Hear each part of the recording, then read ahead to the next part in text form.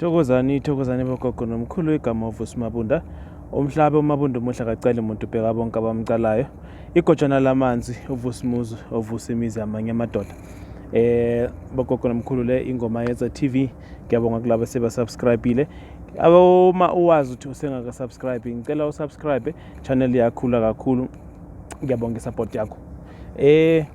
Bogogo nomkhulu namhlanje sikhuluma ngendaba ethi mayithu ukubaluleka kancane. Kusho ukuthi ngiye ngathi mangihleli kwafika nje lento ethi kwenzakalani, like are you allowed ukuthi not ukuthi are you allowed, but is it okay if ucheater ungakazihloli wena? So like let's say ucheatela umuntu wakho and then akakazihloli wena ukuthi mhlambe kungaba ukuthi lo muntu lo akakujabulisi ngenxa yokuthi mhlambe kungaba khona isimo sedlozi esi-involved kule relationship yakho noma mhlambe umshado wakho. So ngikusho lokho ngoba kuye kube nezizathu ezithi idlozi liyajabula uma umuntu ahlala nomunye umuntu, mhlambe like could be a specific person, and then nakhona idlozi liyake libe nomona noma mhlambe nesikhwele uma umuntu ahlala nomunye umuntu, could be a specific person. So wena uyaphuma say mhlambe nisenhluphekweni, lo muntu ohlala naye usenhluphekweni, le out ohlala naye isenhluphekweni iyahlupheka, and then wena ubone abantu abangcono ngaphandle, and le out wena esenhluphekweni ihlupheka nje kodwa iyaphusha, iyaphanda.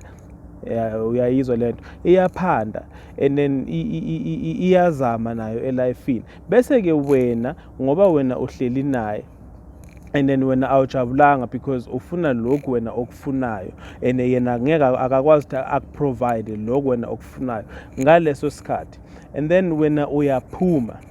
Uthi ungaphuma kule relationship uhambe uyocheata, uyojola, and then akubambe lowo muntu loyo.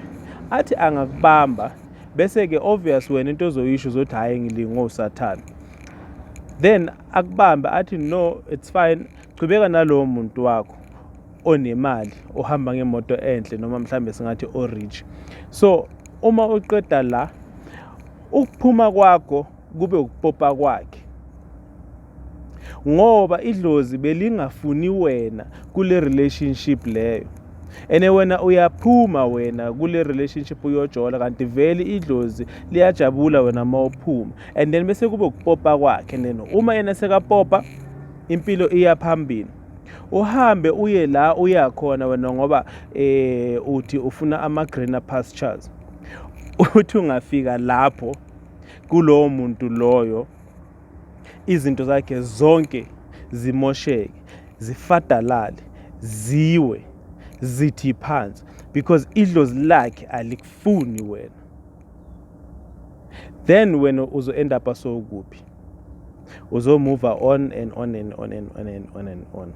So into engizama ukuyisho ukuthi if awukho happy ku relationship, don't just go out and then ucheate nomuntu ongathi ungcono kunalowo muntu loyo, because you'll never know, you might be the reason why lowo muntu ahlupheka noma why nihlupheka ninalowo muntu loyo, and then nalaphayana you might be the reason why lezinto zalo muntu zifadalala kanje because idlozi lakhe alikufuni wena.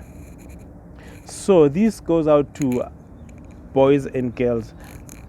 So it doesn't matter ukuthi uyu out noma uyichera nje. So kubalulekile ukuthi uzihlole wena before uzojaja omunye umuntu in a relationship, because you might be the reason. Igama uVusi Mabunda, umhlaba uMabunda umuhle akacala umuntu obheka bonke abamcalayo. Tholakala eGymestin ku 0849729634. Before uphuma uyojola, ucheater, zibuze ukuthi wena are you not the reason for leyo nhlupheko leyo na. Thokoza.